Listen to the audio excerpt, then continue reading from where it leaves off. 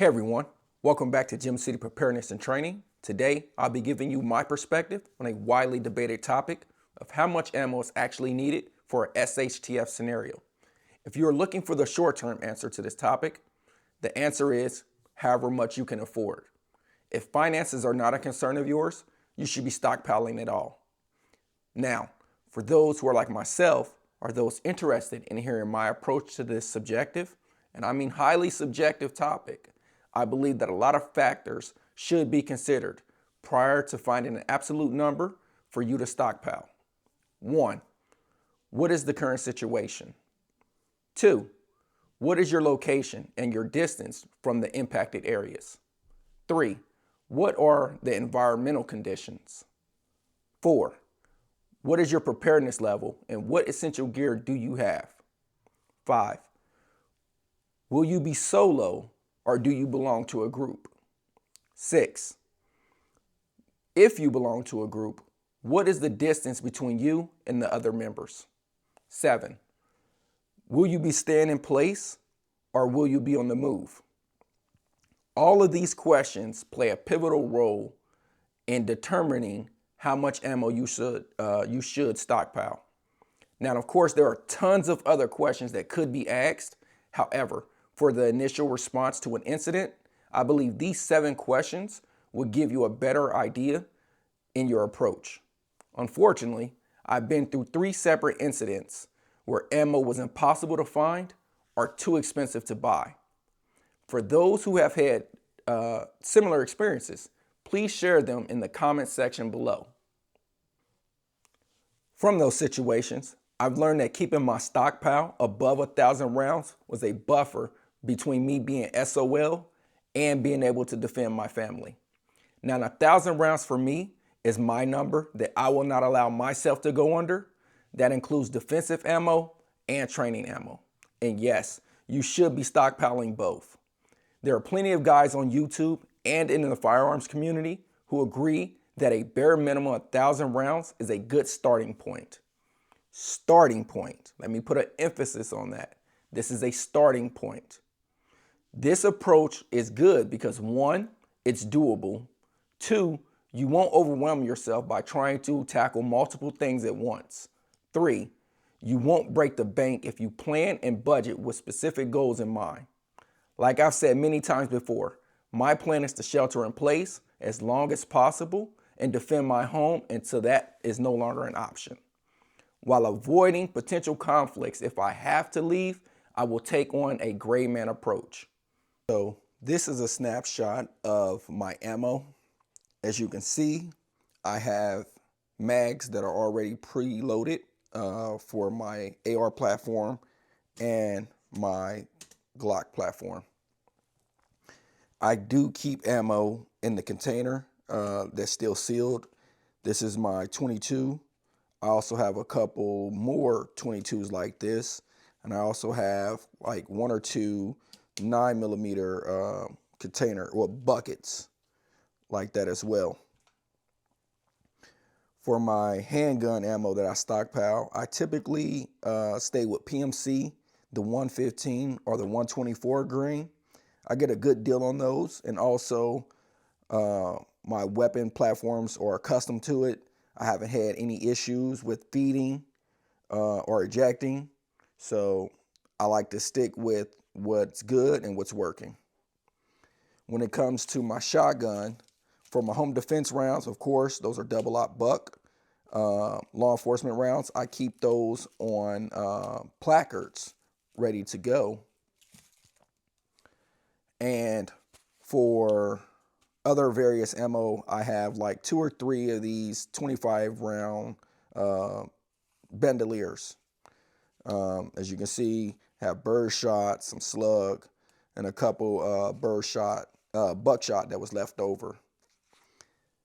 Now, for my preferred choice for my AR platform, again, PMC, this is the X-Tac, just your standard 55 grain. I also stockpile some green tip. I believe those are Winchester. I don't remember, but I do stockpile green tip as well. But I mainly stockpile just your standard FMJ 5.56, 55 grain. Now, when it comes to ammo cans, I have a lot of ammo cans, but I write how many rounds are in the container, the caliber, and the can number. I do that repeatedly for each can. I do that way I don't get confused by which ammo is in which can. It also helps with inventory purposes when I'm counting all my ammo. Also, in the event that I'm in a rush or I'm sending my wife or my son to grab specific cans, all they got to do is look for the number and pull that number, and we're good to go.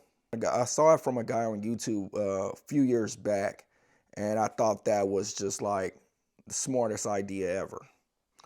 I also do it to my magazines as well. I label my magazines, that way if I'm on the range or at a training event, anything, and the mag gives me issues, I know which mag to take out my rotation. I also do that for my pistol mags as well. And I don't have my work gun here right now, but I also keep my mags separated from my work mags as well because they're 17 round mags. So I mark those. Disregard, I have one right here, so this one got to come out, but I typically keep them separated. So stand by, we're going to head over to the whiteboard and we're going to crunch some numbers. Okay, so how much ammo do you need for a SHTF scenario? If finances is not a concern of yours, buy as much as you want. As much as you can store, that's my philosophy. However, again, if you're on a budget, I think a good starting point is 1,000 rounds per platform. I'm not saying go out and buy 1,000 rounds tomorrow. I'm saying over time, if you are starting from zero, 1,000 rounds is a realistic goal per platform. For me personally, I'm gonna have 16 fully loaded 30 round AR mags. That equates to about 480 rounds that I will have in my assault pack and on my person. For my pistol, I will carry 12 17 round mags. That equates to 204 rounds. So half a case, and you can get a value box of 200 9mm rounds for fairly cheap. On average, I pay anywhere between 200 to 260 per case for my 9mm ammo, and anywhere between 380 and 450 for a case of 5.56. And that's just FMJ, 55 grain or 115, 124 grain for the 9mm. Now, if you are on a restrictive but flexible budget, I would say a good starting point is 500 rounds for your primary rifle and 500 rounds for your secondary. That gives you 250 rounds to train with, and then 250 rounds for long-term stocking. And your budget and your cycle on when you buy ammo is for you to figure out. I'm just saying a good starting point. That way, if the crap hits the fan tomorrow, you have something. Now, for those who think 500 rounds is too much, drop it in half, or somewhere close. 200 rounds of 5.56 or 223 will give you 6 mags. 100 rounds will give you, for your pistol, will give you 6 full mags, and that's 17 rounds. So if you got a 15 round mag, just do the math. I think, again, 6 mags is a lot for someone starting off. I think that's a good starting point. All right, now that I got the camera situated, this is a roadmap to new gun owners on what I believe is the best approach to acquiring a firearm and also stocking up for a grid down situation. I remember when I first started off, I brought this gun and that gun, this gun and that gun, and I didn't have enough mags, nor did I have enough ammo starting off. So looking back on it, I would have done things a lot different, especially when it comes to sticking to 1 or 2 specific calibers. So this is a pistol and a rifle approach. So first will be you buy your firearm. Of course, when you buy your firearm, you're going to get you some target ammo, maybe an extra mag or 2. I highly recommend that you get you some dummy rounds. That way you can train and learn the mechanics of your firearm. With that, I will also say buying a holster. Once you do those, if you haven't done so, I would take a basic firearms course. Then I will buy more ammo and more mags for that specific platform. After you do that, I would say going to buy a weapon light, a sling, and an optic. I would say start off with a pistol first. A pistol is more versatile than a rifle. If you're 18, of course, you got federal laws, so you have to wait till you're 21. But weapon light, optic, and sling, all that comes after you have taken at least a basic firearms course and acquired more ammo and more mags. Then I will go buy more ammo and more mags. Then I will buy more spare parts. Then I would get more training, maybe an advanced course. One thing I did leave out of here that I just thought about, you can do all the Gucci gear stuff after you buy the basic spare parts. If you want to swap things out after you buy spare parts, that's when, if you should have had enough time to figure out what you like and what you don't like at that point. But I wouldn't go full Gucci stuff on my first rifle or my first pistol and I'm not adequately trained on it. So after you buy spare parts, that's where you can Gucci it up.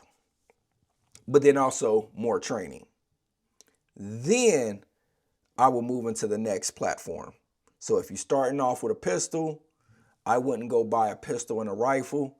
I will get adequately trained on the pistol first and have an adequate amount of ammo and mags for that platform. And the necessary accessories, your weapon light and your optic and a holster. Then I will go to rifle and repeat the process all over. Now, when you're buying your pistol and your rifle, a couple things that you should keep in consideration is the ammo that is common in your area, the platform and the ammo that's used in your immediate family or your group. You want to look for ammo that is cheap to stock, not cheap ammo that's inexpensive to buy in bulk. You also want ammo that's easily to find. So 9mm, everyone runs 9mm. 45, 40, Hell, 10 millimeter, 38 special, 357. You want a common round. That's just my recommendation. Also, you want to stay away from any weapon that's imported. Again, you got tariffs, so you're going to pay more, or if that country quits shipping to the US, you don't want to run into an issue with that. Now, just aside from the ammo and the weapon platforms, other things that you should be doing before you go buy 3, 4, 5, 6 different firearms, setting them up all Gucci, is making sure you have 1 to 3 months of stored food that you currently eat, that's currently in your rotation. Making sure your water supply is good. You have purification tablets or a rain catchment system, something that will help you stay hydrated. Also, alternative means for shelter, whether that be a hotel, another house that you can go to, a tent, your van, a car, whatever. Backup power options, whether that be gas, electric, propane, or solar. Then medical gear, life-sustaining medicine, and any current medication that you are taking. Don't forget your fire extinguishers, your carbon monoxide, your smoke detectors. Also, I think everyone should be taking a basic first aid, CPR, and AED course. That right there is essential. Again, this is just my take on the ammo and the mags a little bit. But all the Gucci gear is not what preparedness is, especially when it comes to pistols and firearms. Having these essentials down here is what's going to save you. One thing I did forget, I do not encourage you to go out and lose your life or lose any of your gear because you think Call of Duty has made you an operator, or some guy on YouTube has said if you get this gear, it will give you a strategic advantage over someone else.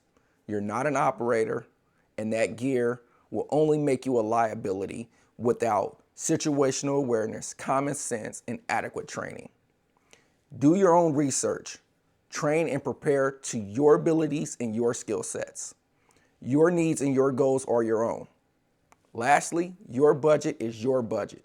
So don't compare yourself to someone else and try to mimic what they have in their loadout. Again, your situation will be different than theirs. Also, your goals and your mission and your family dynamic or group dynamic is different than theirs. So, when you're training and planning, be intentional but practical. Don't forget to like, comment, share, and subscribe. See you in the next one.